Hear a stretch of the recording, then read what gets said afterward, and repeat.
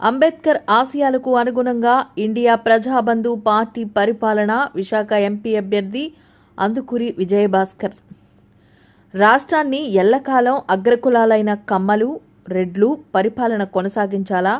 బహుజనులు కూడా ఈ సార్వత్రిక ఎన్నికల్లో రాజ్యాధికారం పొంది ప్రజలకు సేవలు చేసే భాగ్యం కల్పించాలని ఓటర్లకు విజ్ఞప్తి చేస్తున్నట్లు ఇండియా ప్రజాబంధు పార్టీ జాతీయ నాయకులు అందుకూరి విజయభాస్కర్ తెలియజేశారు.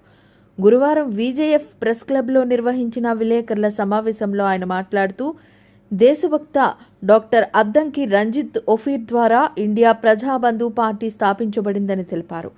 బహుజనులకు రాజ్యాధికారం రావాలన్న ఆశయంతో తమ పార్టీ పనిచేస్తుందన్నారు. పార్టీ బలపరిచిన ఎంపీ అభ్యర్థిగా తాను విశాఖ లోక్సభ స్థానానికి పోటీ చేస్తున్నానని తెలిపారు. ప్రజల కోసం, సమాజ ప్రగతి కోసం డాక్టర్ బాబాసాహెబ్ అంబేద్కర్ ఆశయాలకు అనుగుణంగా భారత రాజ్యాంగ పరిరక్షణ కోసం ఈ సార్వత్రిక ఎన్నికల్లో విశాఖ ఎంపీ అభ్యర్థిగా పోటీ చేస్తున్నానని, 5వ నెంబర్ బాకా గుర్తుకు ఓటు వేసి గెలిపించాలని ఇండియా ప్రజాబంధు పార్టీ జాతీయ నాయకులు అందుకూరి విజయభాస్కర్ తెలియజేశారు. ఈ సమావేశంలో ఆంధ్రప్రదేశ్ రాష్ట్ర అధ్యక్షుడు మాదిరెడ్డి రఘునాథ్ రెడ్డి, ప్రధాన కార్యదర్శి Velpula Sainarayana, working president Eshwar Daniel, కోశాధికారి రవిప్రకాష్, విశాఖపట్నం ఇన్ఛార్జ్ రామారావు, దాసు, ఆశీర్వాదం, అరకు ఎంపీ అభ్యర్థి నిరీక్షణ, బాపట్ల ఎంపీ అభ్యర్థి సదాశివరావు తదితరులు పాల్గొన్నారు. దాంట్లోనే భాగంగా మరి ఆంధ్ర రాష్ట్రంలో కూడా మేము పోటీ చేస్తూ ఉన్నాము. ఇది తెలంగాణలో మరి మా యొక్క పార్టీ యొక్క ప్రధాన కార్యాలయం ఉందండి. ఇప్పుడు జనరల్ ఎలక్షన్లో తెలంగాణ నుండి 6 పార్లమెంటు మరి నియోజకవర్గాల్లో మేము పోటీ చేస్తూ ఉన్నాము. అట్లాగే గడిచిన మరి అసెంబ్లీ ఎలక్షన్స్లో, మన తెలంగాణ అసెంబ్లీ ఎలక్షన్స్లో 42 అసెంబ్లీ ఎలక్షన్స్లో అసెంబ్లీ సెగ్మెంట్స్లో మేము పోటీ చేయడం జరిగింది. అట్లాగే ఇప్పుడు ఆంధ్ర రాష్ట్రం నుండి మరి నా పేరు అందుకూరి విజయభాస్కర్. నేను ఆంధ్రప్రదేశ్ మరి మా యొక్క ఇండియా ప్రజాబంధు పార్టీ వ్యవహారాలు ఇన్ఛార్జిగా కూడా నేను వ్యవహరిస్తూ ఉన్నాను. అలాగే మా యొక్క పొలిటికల్ పార్టీకి నేను నేషనల్ వైస్ ప్రెసిడెంట్ని, ఫౌండర్స్లో నేను కూడా ఒకరిగా ఉన్నాను. ఈ పార్టీ యొక్క వ్యవస్థాపక అధ్యక్షులు మరి దేశభక్త డాక్టర్ అద్దంకి రంజిత్ ఒఫీర్ గారు ఇది స్థాపించారు. ఇది 2018లో మరి స్థాపించబడిన పార్టీ. 2019 జనరల్ ఎలక్షన్స్లో మేము పోటీ చేశాము. అనేక మరి అసెంబ్లీ ఎలక్షన్స్లో మేము పోటీ చేయడం జరిగింది. ఛత్తీస్గఢ్లోను, మరి మధ్యప్రదేశ్, రాజస్థాన్, ఉత్తరప్రదేశ్, అలాగే పంజాబ్ అలా మేము చేయడం జరుగుతూ ఉంది. ఇది మాకు ఈ పుట్టి మరి 6 సంవత్సరాలు అయింది. ఇప్పుడు ఈ ఎలక్షన్స్లో మేము ముందుకు వస్తూ ఉన్నాము. ఇప్పుడు కూడా ఈ జనరల్ ఎలక్షన్స్లో కూడా మేము ఛత్తీస్గఢ్ నుంచి పోటీ చేస్తూ ఉన్నాము. అట్లాగే పంజాబ్ నుంచి పోటీ చేస్తూ ఉన్నాము. మా వాళ్ళు ఢిల్లీలో కూడా పోటీ చేశారు. ఇది ఒక నేషనల్ పొలిటికల్ పార్టీ. ఒరిస్సా నుంచి కూడా పోటీ చేయడం జరిగింది. మరి అలాగే మరి ఆంధ్రప్రదేశ్ రాష్ట్రం నుంచి మరి ముఖ్యంగా మన విశాఖపట్నం మరి పార్లమెంట్ నియోజకవర్గానికి నేను ఎంపీగా మరి మా యొక్క వ్యవస్థాపక అధ్యక్షులు వారు నన్ను బలపరిచి ఇక్కడ పంపించారు. కనుక నేను ఇక్కడి నుంచి కంటెస్ట్ చేస్తూ ఉన్నాను. మీకు చెప్పాను కదండి, నా పేరు అందుకూరి విజయభాస్కర్. నా బ్యాలెట్ నెంబర్ 5. మా యొక్క గుర్తు వచ్చేసి బోర గుర్తు, ట్రంపెట్, బాకా అంటాం మనం. బాకా లేకపోతే బోర అనొచ్చు, ట్రంపెట్ అండి. విశాఖపట్నం ఓటర్ మహాశైలకు, అలాగే ఆంధ్ర రాష్ట్ర ఓటర్ మహాశైలకు చేతులెత్తి మేము అభ్యర్థిస్తూ ఉన్నాము. మా పార్టీ యొక్క కార్యకర్తలు, మా పార్టీ యొక్క మరి అభ్యర్థుల్ని మీరు దీవించి ఆశీర్వదించవలసిందిగా మీ అందరికీ విజ్ఞప్తి చేస్తూ ఉన్నాను. అయితే ఇండియా ప్రజాబంధు పార్టీకి ఎందుకు ఓటు వేయాలి అనేది 1-2 విషయాలను ముందు ఉంచాలని నేను ఆశపడుతూ ఉన్నాను. అనేక మంది మరి మీ ముందుకు వస్తూ ఉన్నారు. ఎన్నికల పండుగ జరుగుతూ ఉంటుంది. ఈ ఎన్నికల పండుగలో మరి చాలా మంది మీ ముందుకు వస్తూ వాళ్ళ ఓటుని అడుగుతూ ఉన్నారు. అనేక రకాలుగా మరి ప్రలోభాలు కూడా పెడుతూ ఉన్నారు. అయితే ఓటర్ మహాశైలు ఈ యొక్క పండుగలో పార్టిసిపేట్ చేస్తున్న ప్రతి ఒక్కరు, అందరూ కూడా యువత కానివ్వండి, అందరూ కూడా మరి ఈ ఓటు హక్కున్న ప్రతి ఒక్కరు కూడా ఓటు హక్కును వినియోగించుకోవాలి. ఎందుకంటే ఈ ఓటు హక్కు ద్వారానే మన ప్రజాస్వామ్యాన్ని నిలబెట్టుకోగలుగుతాం. నేటు ఏ స్టేజ్లో ఉన్నామంటే 76 సంవత్సరాల మరి స్వాతంత్రం అనంతరము మన భారతదేశము మరి గడ్డు పరిస్థితిలో ఉంది. ప్రజాస్వామ్యాన్ని కూలగొట్టాలని పార్టీలు ప్రయత్నిస్తూ ఉంది. వాళ్ళ గద్దెనెక్కడమేమో ప్రజాస్వామ్యం ద్వారా. తర్వాత ఏం చేస్తున్నారంటే చాలామంది విద్యులు, మరి చాలామంది ఆర్థికవేత్తలు, చాలామంది మరి ఎంతో జ్ఞానం కలిగిన వారు మన యొక్క మరి central finance minister Nirmala Sitharaman గారి యొక్క మరి ఆయన యొక్క భర్త గారే చెప్తా ఉన్నారు, అనేక విషయాలు మాట్లాడుతూ ఉన్నారు.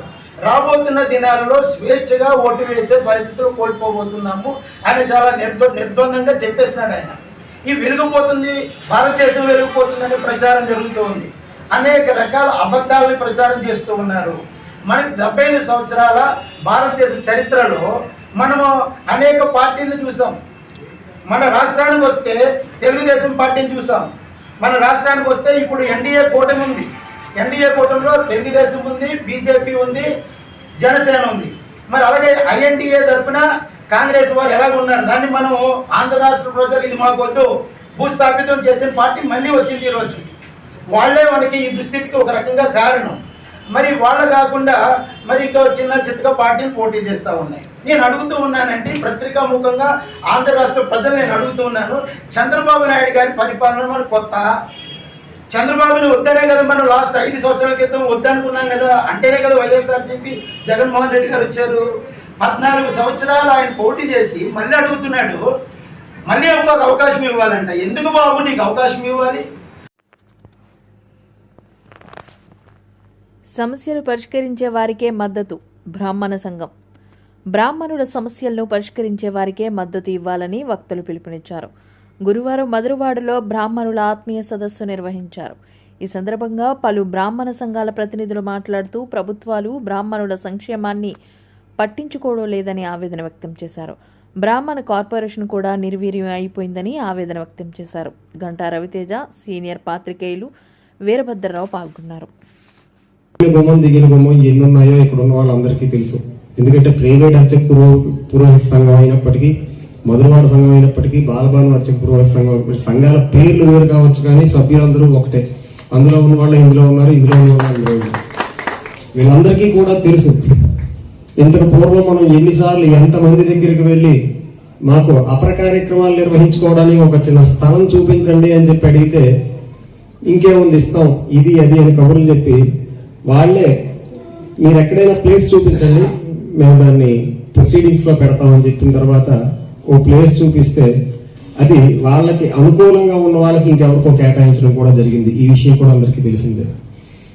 రాజకీయ నాయకుల చుట్టూ తిరిగి తిరిగి తిరిగి తిరిగి విసిగి వేసారిపోయిన తర్వాత ఈ రకంగా కాదు, మనకి ఉపయోగకరంగా చేసిన వాళ్ళు ఎవరున్నారో వాళ్ళ దగ్గరికే వెళ్దామని చెప్పి లోగడ ఈ టీడీపీ వాళ్ళ దగ్గరికి కూడా వెళ్ళడం జరిగింది. మనకి బ్రాహ్మణ కార్పొరేషన్ అని చెప్పి ఒక కార్పొరేషన్ సమకూర్చి దానికి నిధులు కేటాయించి ఈ నిధుల ద్వారా బ్రాహ్మణులందరికీ ఉపయోగం చేద్దామని టీడీపీ పెడితే ఆ తర్వాత అధికారంలోకి వచ్చిన పార్టీ ఆ బ్రాహ్మణ కార్పొరేషన్ నిర్వీర్యం చేసి అందులో నిధులు లేకుండా వేరే వాళ్ళకి మళ్ళించడం కూడా జరిగిన వాస్తవం అందరికీ తెలిసింది. కనుక మనం చిత్తశుద్ధితో మనకి మనం ఆలోచించుకొని ఎవరిని మనం గెలిపించుకుంటే బాగుంటుంది, మనకు ఒకరు చెప్పక్కర్లేదు. ఒక రకంగా భగవంతుడు మనకి ఇచ్చిన అదృష్టం ఇది, ఈ జన్మ, బ్రాహ్మణ జన్మ. సాక్షాత్తు శ్రీకృష్ణుడే భీష్ముని అడిగితే చెప్పాడు అట భీష్ముడు, బ్రాహ్మణ జన్మ ఎత్తాలంటే ఏం చేయాలంటే అది పూర్వజన్మ సుకృతం వల్ల రావడమే తప్ప అది ఎవరికి అయ్యే యోగ్యత కాదని. అలాగా భగవంతుడు మనకి బ్రాహ్మణ జన్మ ఇచ్చాడు, దీన్ని సద్వినియోగం చేసుకోవాలి.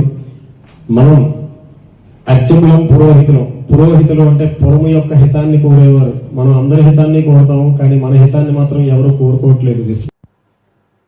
రాష్ట్ర సంక్షేమ సారథి జగనన్న, భీమిలి ప్రజాసేవ వారధి అవంతన్న. భీమిలి నియోజకవర్గం 5వ వార్డు అయ్యప్ప నగర్, ముత్యాలమ్మ కాలనీ, శ్రీ లక్ష్మీనగర్, శివశక్తి నగర్ కార్యక్రమంలో భాగంగా అవంతి రాబోయే ఎన్నికల్లో భీమిలి నియోజకవర్గంలో ఫ్యాన్ గుర్తుపై ఓటేసిన మూడోసారి ముచ్చటగా భీమిలి ఎమ్మెల్యేగా విశాఖపట్నం జిల్లా ఎంపీ అభ్యర్థి బొత్స ఝాన్సీని అఖండ మెజారిటీతో గెలిపించి జగనన్నను ముఖ్యమంత్రిని చేయడానికి మీరంతా సిద్ధమా అని అడగగానే మేమంతా సిద్ధమంటూ మహిళా అక్కా చెల్లెళ్ళు నినాదాలతో హోరెత్తించారు. ఈ ప్రచార కార్యక్రమాల్లో ప్రచారాన్ని వార్డాధ్యక్షుడు పోతిన హనుమంతరావు ఆధ్వర్యంలో స్థానిక నేతలు కోన రమణ, కోటి మహంతి గోవింద్, బాగాది లక్ష్మణరావు తదితరులు పాల్గొన్నారు.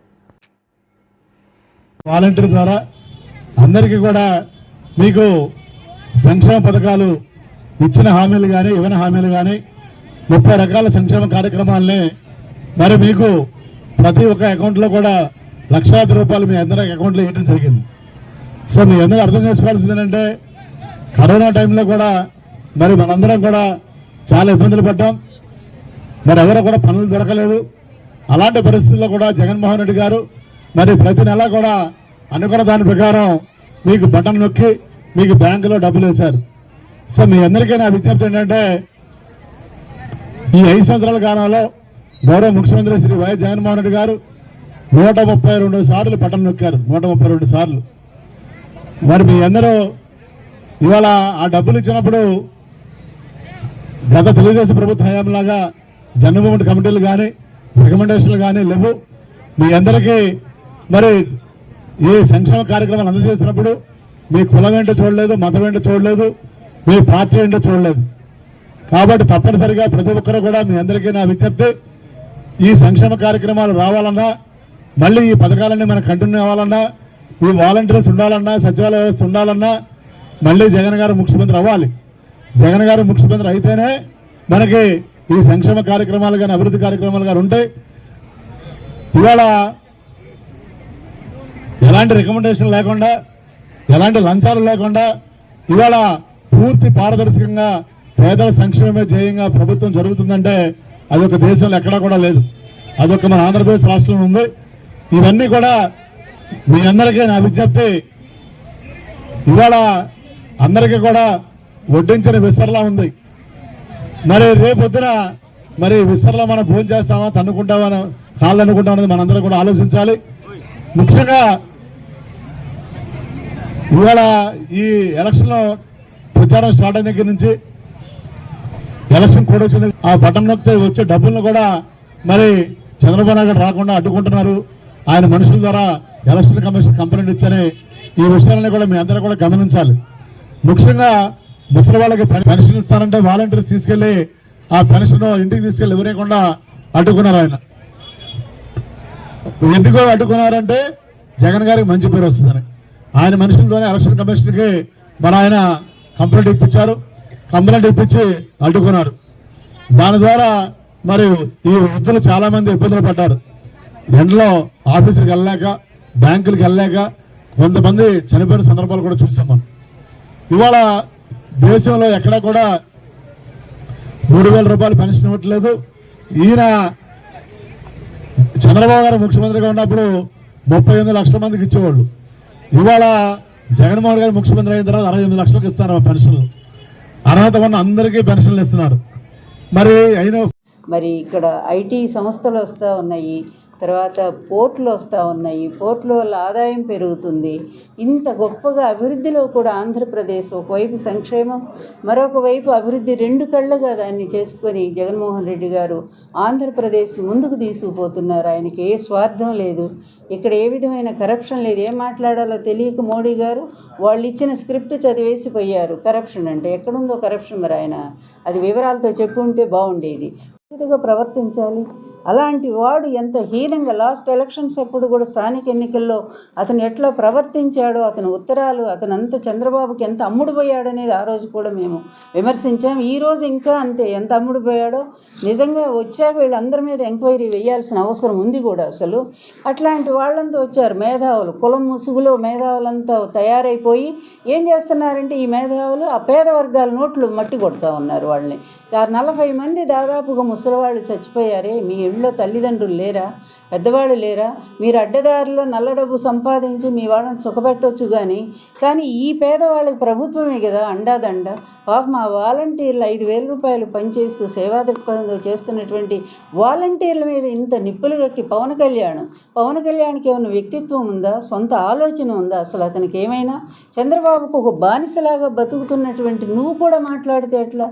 ఇక మాట్లాడటమే రానటువంటి లోకేష్, అతనికి ఏమీ తెలియదు. ఒక సర్టిఫికెట్ అంటే ఏదో కొనిచ్చాడు, మీ నాన్న డబ్బులు ఉన్నాయి కనుక మేనేజ్ చేశాడు. 1వ క్లాస్ కూడా పాస్ కాదు, మాకు తెలుసు ఆ సంగతి.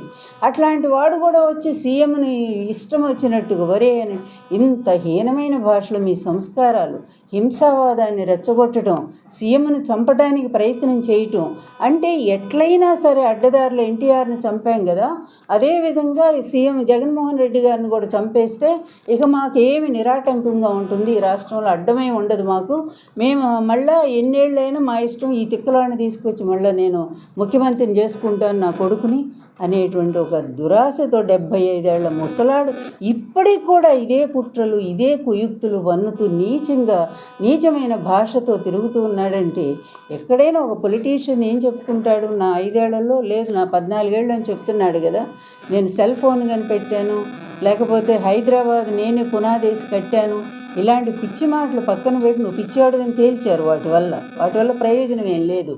వాటిని కాకుండా నీ 14 ఏళ్ల పరిపాలనలో ఆంధ్రప్రదేశ్లో ఉమ్మడి రాష్ట్రంలో కానీ ఇక్కడున్న ప్రత్యేక రాష్ట్రంలో కానీ నువ్వు సాధించింది ఏంటి, నువ్వు చేసింది ఏంటి?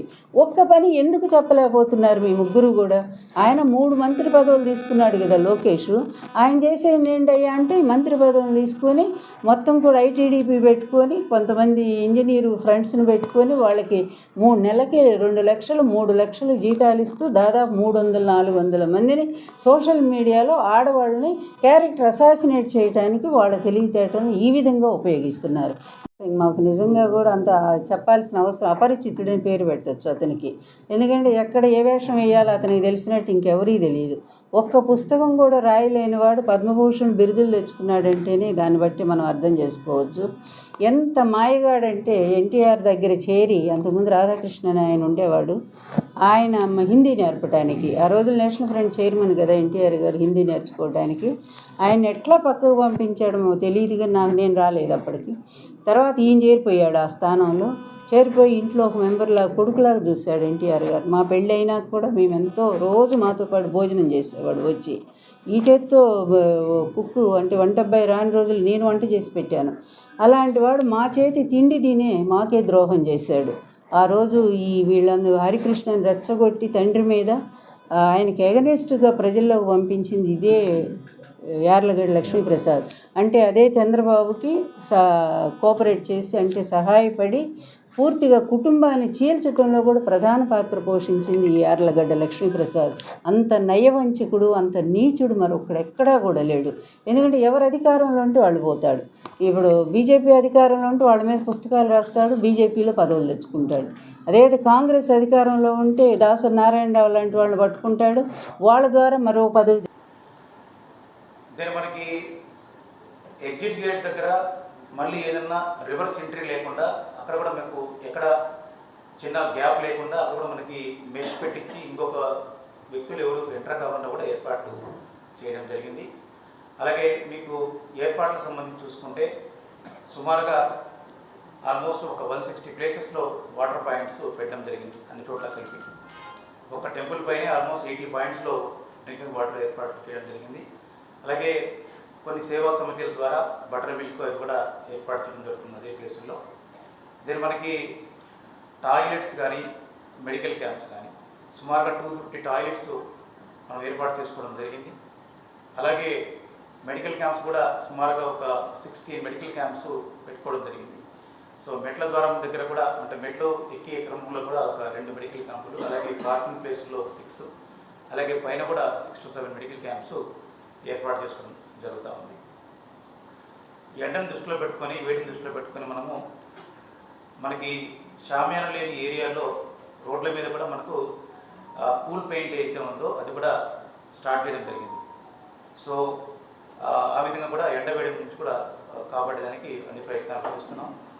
దెన్ మెడికల్ క్యాంపుల్లో మనకి రొటీన్ డ్రగ్స్తో పాటు ఓఆర్ఎస్ కానీ అదర్ ఫస్ట్ ఎయిడ్ కిట్స్ కానీ ఏర్పాటు చేస్తున్నాం.